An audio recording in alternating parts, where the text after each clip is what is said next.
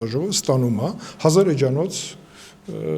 փաթեթ, որը պետք է ուսումնասիրի եւ ներառի զեկույցի մեջ, դա իրատեսական չի, բայց այդ խնդիրն է լուծված է տրամաբանության շրջանակներում,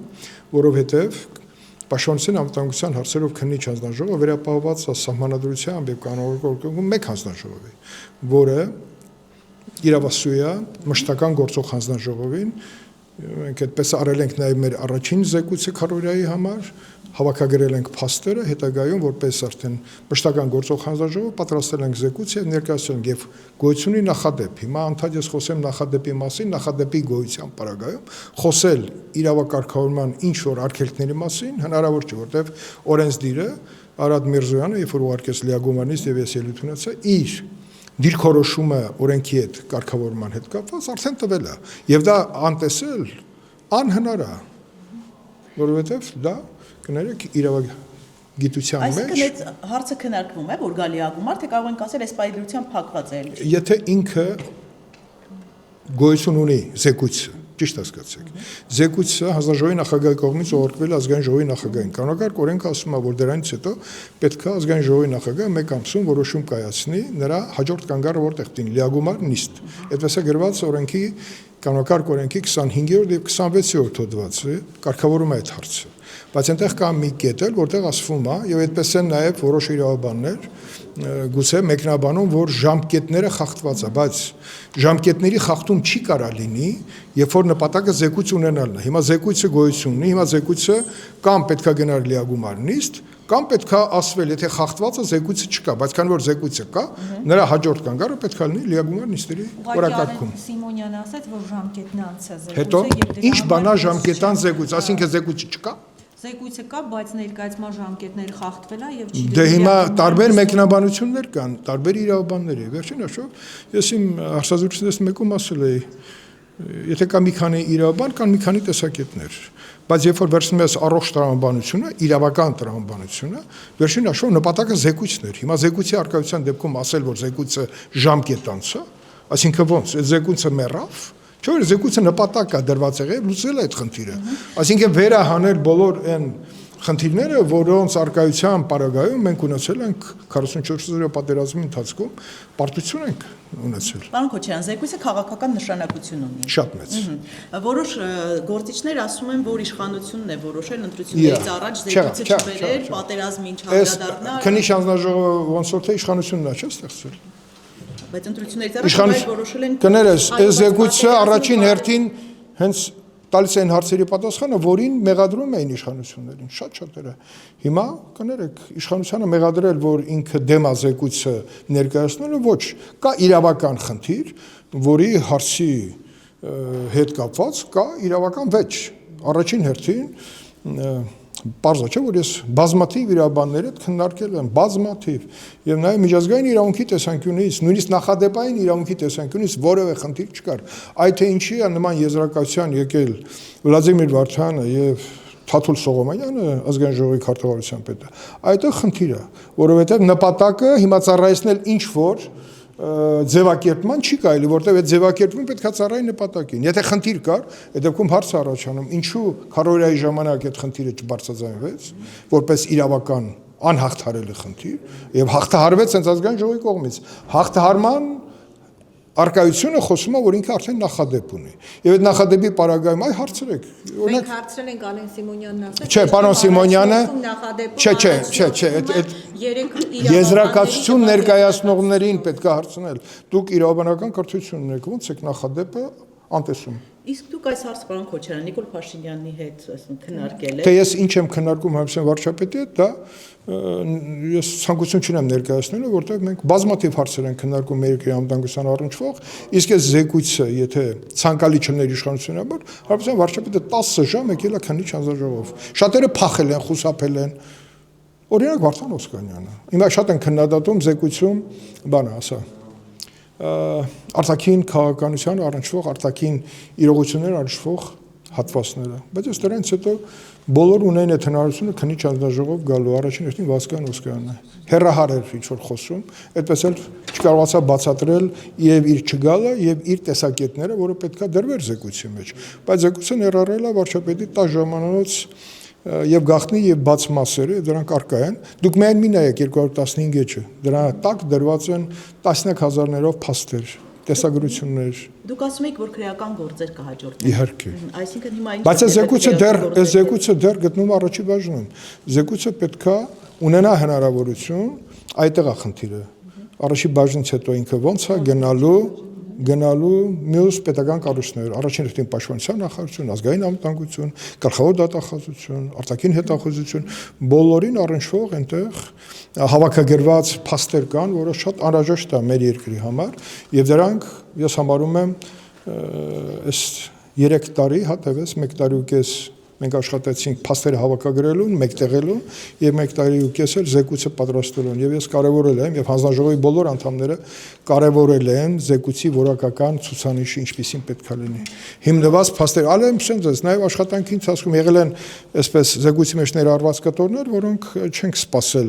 զեկույցի ներկայացման փուլին այլ ուղարկել են գլխավոր դատախազություն որպեսզի իրենք դա այդ հանգամանք հաշվի առնեն եւ սկսեն իրենց ուսումնասիրությունները Այս ամենի հանգուցալուծումը ինչպես եք պատկերացնում Իմ տեսակետն եք ուզում զեկույցը ունի մեծ արժեք եւ նա միայն առաջի բաժնում գտնվելը ճիշտ չի ինքը պետք է առաջի բաժնից դուրս նաեւ տա բազմաթիվ հարցերի պատասխան որը նաեւ հուզում է մեր հանրությանը եւ ձեզ ասեմ որ զեկույցի մեջ կան կտորներ որոնք նաեւ հնարավոր է բաց տեքստով ներկայացնել հանրությանը որտեղ մենք ունենք եզրակացությունը ինքը շատ ծավալուն է որտեղ այդ աշխատանքը վերջին հաշվով եզրահանգման է եկել այնտեղ 45 կետ է եթե չեմ սխալվում այդ կետերը բոլորը հիմնավորված են փաստերով եւ ասում եմ նաեւ համատությունների մեջ անել տեսեք ես անդադ ասում եմ որտեղ մասնակից եմ եղել եւ շատ ակտիվ փաստավակ խմբի աշխատանքներին մարտի 1-ին առնչվող եւ այդ զեկույցները 5 զեկույցները որի տակ բոլորի տակ կա իմ ստորագրությունը դրանք այնուամենայնիվ միեդի որոշումների մեջ շատ հիմնարար արժեք ունեցան եւ միեդը այդ որոշումները կայացրեց որովհետեւ դրանք փաստերի վրա հիմնված են փաստերի վրա հիմնված ցանկացած զեկույց չի կարա իր ճանապարհը չհարթի ճանապարհը ինքը կհարթի Օրինակ ինչի՞ չեք գնահատում հանձնաժողովի կատարած աշխատանքը։ Մի ժամ հələ որ հարցեր եք տալի։ Պարոն Քոչարյան, եթե զեկույցից դուրս գանք հենց այս պահին ձերբակալվել է Գյումրի քաղաքապետը եւ գրած էր 7 ան ու ինքն էլ հետո մի խոսքով 8 անց, ինչպես է գնահատում վերջին օրերին arczepiskopos ձերբակալեցին, կալանավորեցին, հիմա օրենքը պետք է չխախտել։ Պետք է չխախտել օրենքը։ Մինչև կալանավորումը բազմաթիվ քրեական գործեր կային նույն քաղաքապետի հետ առնչվող եւ իր շրջապատին առնչվող։ Հիմա այնպես ստացվեց, որ այսօր եկավ համընկավ այդ կալանավորումները, չգիտեմ, կալանավորումը թե ձերբակալությունը։ Դուք Փաշինյանի ելույթը չի, որ ազդակը հանդիսացել, վերջին հաշվով Վարդան Ղուկասյանը դուք բազմաթիվ ռեպորտաժներ եք արել եւ ես էլ երբ որ 2 տարի ղեկավարել եմ Աղետի գոտին, այնքան հարցերի հետ եմ առնչվել, բայց ես չեմ ուզում այդ մասին խոսել կամ անմեղության կանխավարկածի հետ կապված ինչ որ տիրույթ մտնել, երբ որ process է սկսված, եւ process-ը եթե իրավականից դուրս է գա, ինքը ունի նաեւ իր շարունակությունը դեպի նույն դատարանը, որը մարտի 1-ով որոշում կայացրեց, որ մարտի 1-ի բացահայտված լինելը արկա է։ Այ ինչու մենք արկա այդ իրավական իրավիճակը չենք տալիս իրավական գնահատականների տեսքով, եւ ես դա տեսնում եմ, որ նաեւ գլխավոր դատախազությունը անելիք ունի նույն մարտի 1-ի բացահայտված լինելի կապակցությամբ։ Դա չեք համարում ճնշում ընտրված համայնքապետի նկատմամբ։ Ոչ։ Պարոն Քոչարյան, նաև երեք հայտնի ձայնագրության մասին խոսենք, հա, որ Սամվել Կարապետյանի հանրահավաքին փաստորեն գումարով իրենց բառերով ասած գլխին գումար են տալիս, ինչ ասեք այդ։ Բնականաբար մեր երկրի դժբախտությունները սկսել է նրանից, որ մենք մեր ժողովրդից խլել ենք անկախ կամ արտահայտման իրավունքը։ Գումարով են առել, նվերով են առել, պաշտոնով են առել, դա պետքա բացակայի։ Եվ վերջին հաշվով, եթե մենք այդ խնդիրները չհաղթահարենք վերջնականապես, դա անընդհատ բերելու է կոլապսի, իսկ այդ կոլապսը խոչընդոտ է մեր երկրի զարգացման համար։ Այնպես որ գումար բաժանելը մեզ թվում է, որ մնացել էր հետևում, բայց պարզվում է, եթե ձայնագրությունները ճիշտ դուրս գան, այդ դեպքում այդ ձայնագրությունների մեջ ներառված արտահայտությունները, որը հիմնավորվի, այդտեղ պետքա կալանավորումները ճուշանան, որովհետև նաև այդտեղ ունենք բազմաթիվ նախադեպեր, հենց նման դրվագներով բազմաթիվ մարդիկ ձերբակալվել են, հետո կալանավորվել են, վերջնաշով այդ երևույթը պետք է արմատախիլ արվի ամբողջ ծավալով։ Պարոն Քոչարյան, բայց ընդդիմախոսներն ասում են, որ նաև այդ անվճար բենզինի բաժանումը նույն ընտրակաշարքի մի ձև է, որը բենզինի տարբերակով է։ Նպատակը Որ մասնակցեին մեր ձևով շարժման հանրահավաքին։ Այսինքն մեր ժողովուրդը ոչ թե գաղափարի հետևից էր գնում, այլ բենզինի, դա եք ուզում ասեք, դա սովորական սեփականատերերը կարծում եմ ներկայացրել են, որ դա ռեկլամային միջոցառում է տեղի ունեցել, նոր համակարգ է ձևավորվում։ Հիմա դուք կարաք մեկնաբանեք, որ դա արվել է, որպեսզի չգնան միտինգի։ Եթե պիտի չգնային, բենզինը պիտի չխանգարեր։ Ինչի 18 թվականին ուրիշ բան չէր անում իշխանությունը, որպեսզի այդ միտինգները տեղի չունենային, եղավ, չէ՞, որովհետև դա հասունացած խնդիր էր։ Հիմա ինչքան ուզում ես, եթե կա գաղափար, այդ բենզինը չէր կարող խոչընդոտ լինել այդ հավաքին մասնակցելու համար։ Պարոն Քոչյան, գալով զեկույցին, դուք արդյոք ձեր բոլոր ուզող հարցերի պատասխանները 44-օրյա պատերազմի հետ կապված ստացել եք եւ ասում եմ, որ Հայաստանը կարող էր հոկտեմբերի 19-ին այսպես Հայաստանը կանգնեցնել պատերազմը, Ռուսաստանի առաջարկը մերժվել է։ Այսինքն մենք չէինք Դուք ամենացավոտ հատվածներին եք մոտենում, որի պատասխանը ես կամերաների առաջ իհարկե չեմ կարող տալ։ Այսինքն հնարավոր էր կանգնեցնել հոկտեմբերի 19-ին Ռուսաստանի առաջարկը եղել է եւ Հայաստանի իշխանությունը մերժել է։ Ոչ, այնտեղ գին կա։ Ինչ գին 5+2 կներեք, չէ, այնտեղ բազմաթիվ հարցեր կան, որոնց մասին հիմա խոսել, դասեր քաղել երբ որ ասում ենք, պարզապես պետքա զեկույցի մեջ պետական բոլոր կառույցները ամեն մեկը իր մասով ուսումնասիրի, որտեղ այնտեղ հսկայական ցավալի տեղեկատվություն է տակը դրված։ Հիմա թե ինչ էր տեղի ունենում պատերազմի ընթացքում եւ այդ բանից դուրս եւ ներս, դա մի քիչ այլ խնդիր է, որտեղ դուք գիտեք, որ պատերազմը կանգնեցնելու 3 փորձ է եղել եւ հաջողություն չենք ունեցել։ Ինչու՞։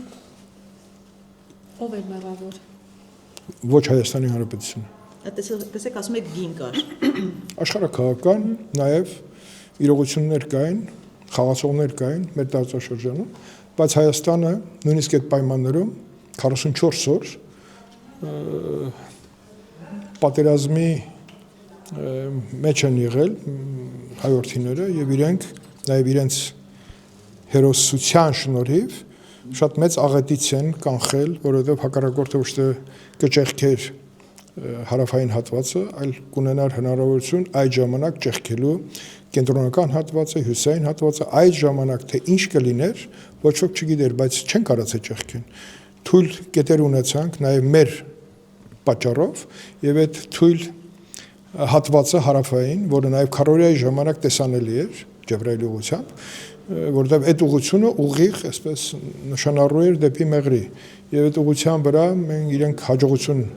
ունեցան եւ մենք ունեինք գուցե ունեցել ենք հնարավորություն